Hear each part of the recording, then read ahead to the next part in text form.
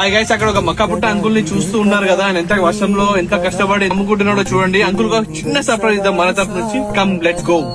ఇదే కదా నీ కదా ముగింపు లేని రైసగా సాగదా.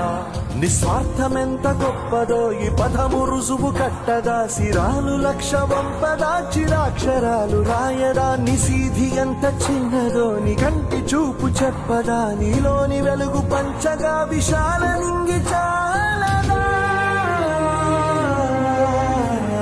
మనుష్యులందు నీ కథా మహర్షిలాగా సాగదా. మనుష్యులందు నీ కథా మహర్షిలాగా సాగదా.